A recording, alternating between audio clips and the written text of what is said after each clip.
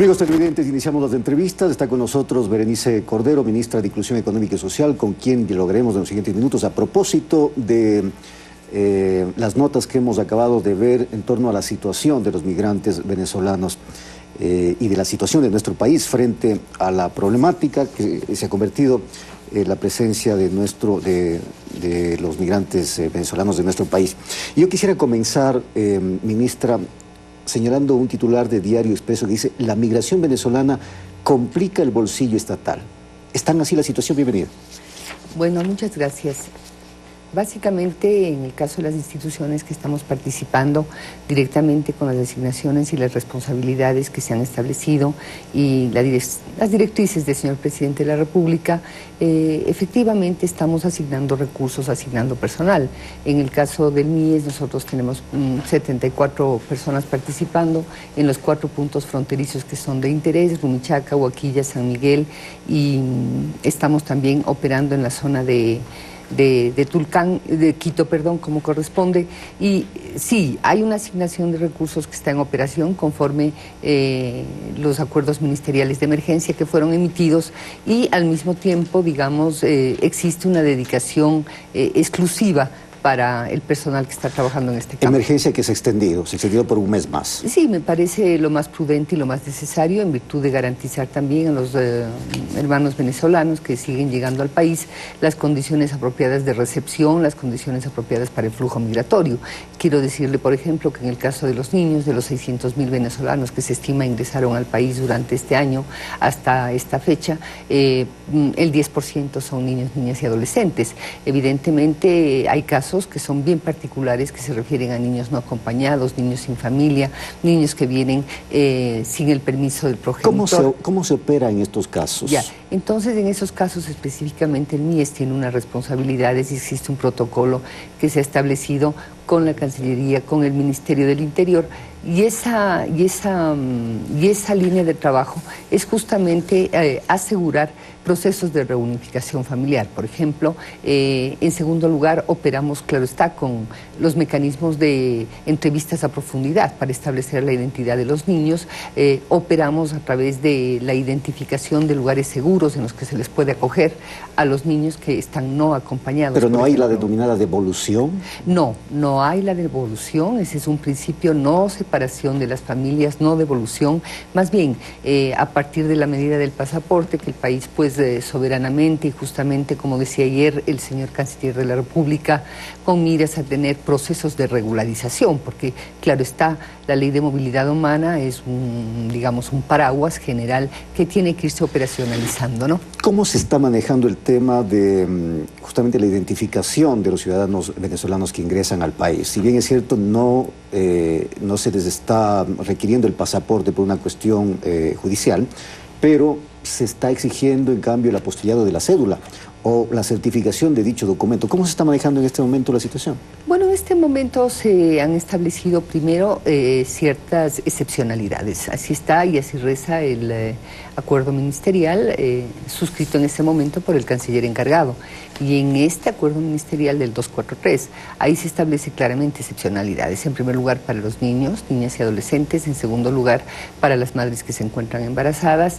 Y ahí se fijan estas excepcionalidades. De acuerdo a esto es muy importante porque asegura justamente estos procesos de reunificación familiar, que el flujo funcione, porque lo que está ocurriendo es que, como le digo, hay un 10% de niños, niñas y adolescentes que son 60.000. Estos niños obviamente están con sus familiares. Digamos, el mayor flujo de personas son adultos mayores, adultos que no vienen con la familia. Pero para asegurar eso, ¿qué es lo que se ha hecho? Como en el caso de Venezuela, los niños obtienen una cédula de identidad a partir de los 9 años, lo que tienen son las partidas de nacimiento. Entonces, estas excepcionalidades simplemente se están aplicando. Sí, pero en esos casos, pero en el caso de los adultos. En el caso de los adultos, bueno, desde la medida que estableció el pasaporte, eso es lo que se hace, porque justamente el canciller y él nos ha indicado, y sus directrices son claras, en el sentido de que el país tiene necesidad de profundizar los procesos de regularización migratoria. Además, ha hablado de una salida regional, ha hablado de una consulta, son varios países que están involucrados.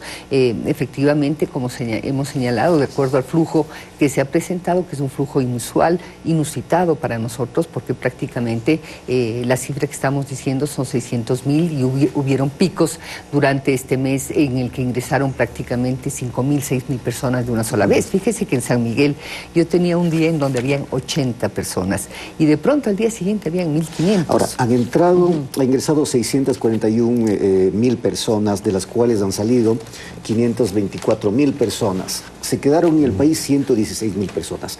La proyección es que hasta fines de año, hasta diciembre, se queden en el país alrededor de 300.000 personas, 300.000 venezolanos. ¿Esto no podría complicar y de alguna manera colapsar los servicios de atención prioritaria? Porque ellos necesitan servicios de salud, de educación, etcétera. Bueno, esta es una importante pregunta.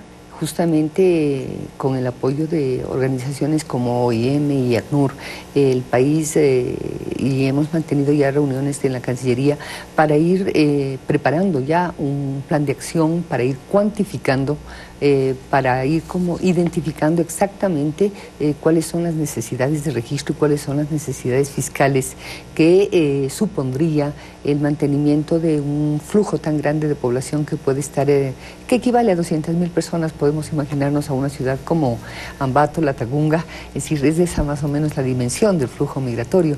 Entonces, en esas condiciones nosotros tenemos que efectivamente establecer un plan de contingencia y un plan de atención integral a estas personas. Al momento no hay todavía un plan de contingencia. Digamos, hay el plan de contingencia en el que operamos el Ministerio del Trabajo, el Ministerio de Obras Públicas, claro está, el Ministerio de Salud y el MIES principalmente, y hemos operado de manera consistente y adecuada, o sea, la atención prioritaria que se ha ofrecido en lo que es alimentación, resguardo, protección, atención, recepción, cuidado particular. Eso no se les puede negar a los ciudadanos. No, en absoluto, ese es su derecho, porque tienen derecho a una migración absolutamente digna y protegida, porque están en una condición de vulnerabilidad, están dejando su país por ciertas condiciones en las que ellos no pueden permanecer allá, que se relacionan justamente con el acceso a los derechos de educación, salud, trabajo, etcétera, bienestar, problemas de seguridad.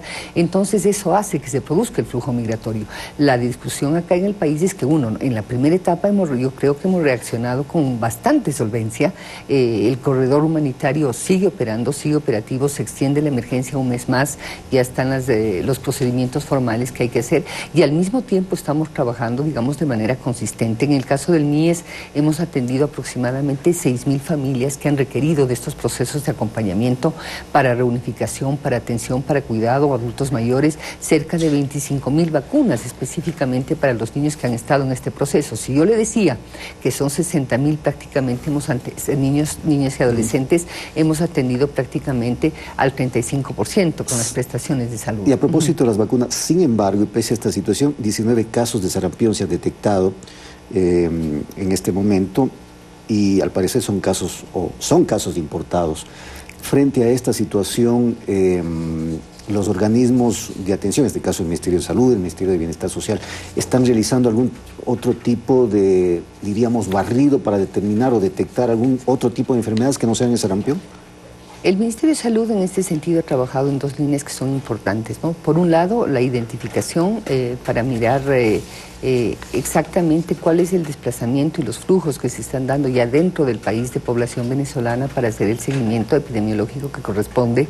Y en ese sentido, las atenciones para los ciudadanos venezolanos en el Ecuador ya bordean los 65.000 en este momento, que claro que frente a las 45, 46 millones de atenciones que hace el Ministerio de Salud no es un porcentaje sustantivo, pero efectivamente el Ministerio de Salud tiene una estrategia de seguimiento.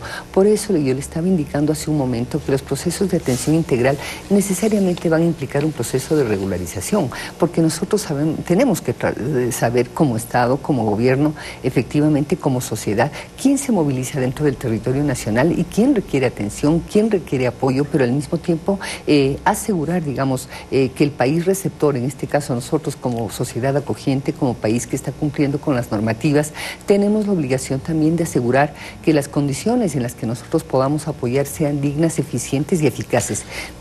¿Cómo están funcionando los denominados centros transitorios, los centros temporales para acoger a los ciudadanos venezolanos que se encuentran de paso en nuestro país?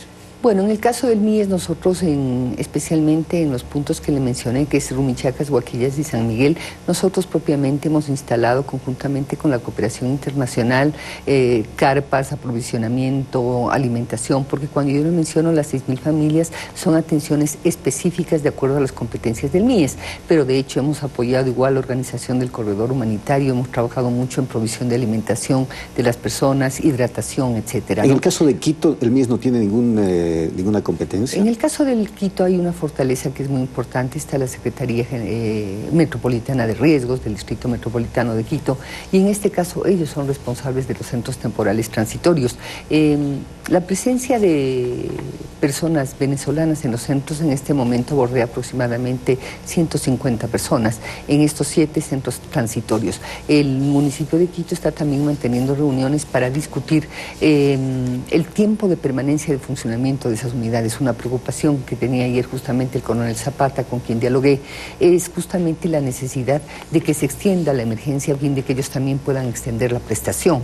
Entonces, en este momento entiendo que está solucionado el problema y al mismo tiempo la Secretaría de Riesgos tiene normativas respecto al tiempo de duración de estos servicios. Ministra, a propósito de esta situación, ya se comenzó a hablar en determinado sector de la posibilidad de que algunos ciudadanos venezolanos estén siendo víctimas de bandas internacionales, organizaciones criminales que se dedican al tema de la trata de personas. ¿Se ha logrado determinar algo sobre esto? No.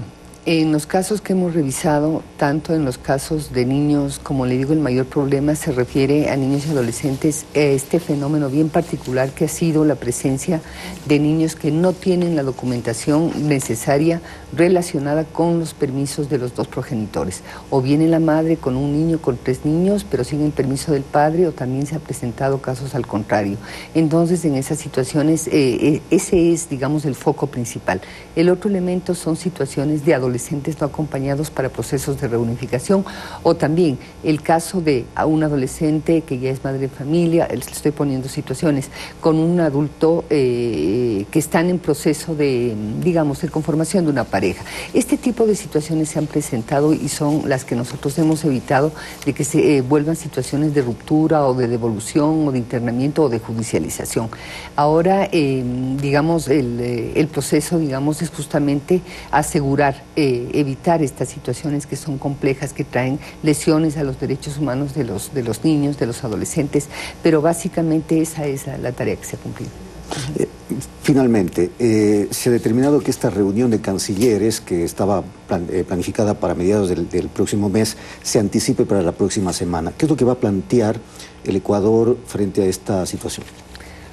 Bueno, yo creo que ahí seguramente, y como decía el señor canciller comentando el día de ayer, justamente es un análisis de una política regional, ¿no? Los países tenemos que asumir de forma solidaria, corresponsable, estas situaciones que están ocurriendo, pero al mismo tiempo reflexionar, porque es una reunión que se produce en el marco también del apoyo de la cooperación internacional, de la Organización Internacional de las Migraciones, y la idea justamente es apelar a la cooperación internacional también en lo que es la asistencia técnica, no tanto desde el punto de vista de la asistencia financiera, porque el Estado, pese a la situación, digamos, tiene aún capacidad de solventar este tipo digamos, del primer impacto de la emergencia, pero de hecho para planes futuros en donde vamos a requerir respuestas muy consistentes con la centralidad en el empleo. El ministro de Trabajo hablaba de las inspecciones laborales ayer y decía que ya se han iniciado, que ya se han producido, que se ha sancionado, pero evidentemente se requiere también generar una cultura distinta,